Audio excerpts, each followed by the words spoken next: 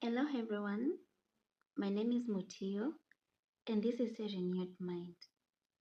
A few weeks ago, I was a bit disturbed.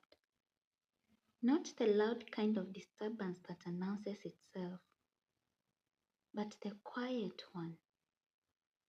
The kind that leaves you staring at the ceiling. And honestly, I don't remember exactly what was stressing me, but I remember this. I needed an answer from God. So there I was, sitting in the house and thinking. And somehow, the story of Job crossed my mind. And I wanted to know, what does God do with people who don't understand what He is doing? One thing about me, I have always believed that Scripture carries answers. That hidden in those pages are footprints of people who stepped where I stand, felt what I felt,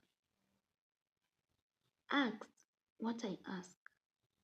So whenever life becomes heavy, I return there to look for another human being who once carried unanswered questions.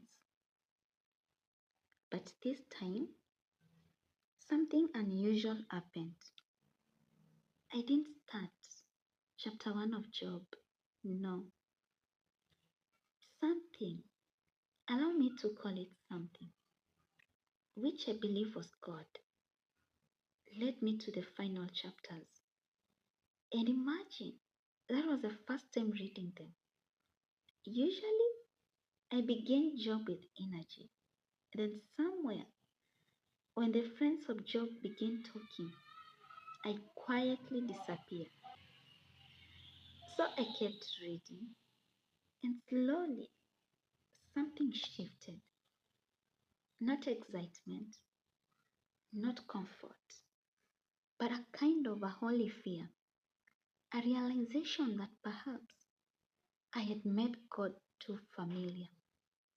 Then I reached the moment God speaks, and suddenly there was no soothing introduction, no explanation, no apology, only a voice asking, "Who is this that questions my wisdom with such ignorant words? Praise yourself. I have questions for you and you must answer." That shook me because my immediate thought was, wait, Job, the righteous man? And God begins speaking, question after question, not to humiliate Job, but to reveal himself, to stretch Job's eyes beyond suffering. And as I listened, I stopped seeing Job. I started seeing myself. I have also questioned God, asked, God, where are you? Waited for answers until silence became louder than words.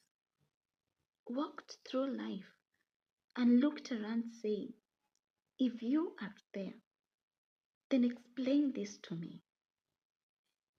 I have questioned God in pain, in confusion, in disappointment, even in things that had nothing to do with me.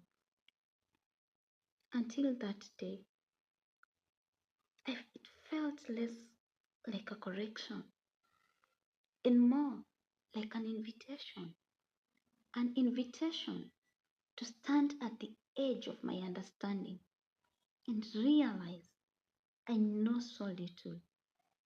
And in that moment, I felt like heaven whispered, Mutio, be still. So I read every question God asked Job. And my answer, every single time, was God, I don't know. And that became peace. Dear friends, As we connect this to matters mental health, there are moments when life becomes too heavy to explain, days when emotions become storms, days when thoughts refuse to rest, days when we question God, question life, question purpose, question why we even keep trying. Dear friend, I came to remind you, not every unanswered question means abandonment. Not every silence means absence. Not every storm means God has left. Sometimes the invitation is not to understand. Sometimes the invitation is to trust. The scripture reminds us, do not be anxious about anything, but in everything, through prayer, petition, thanksgiving, present your request to God.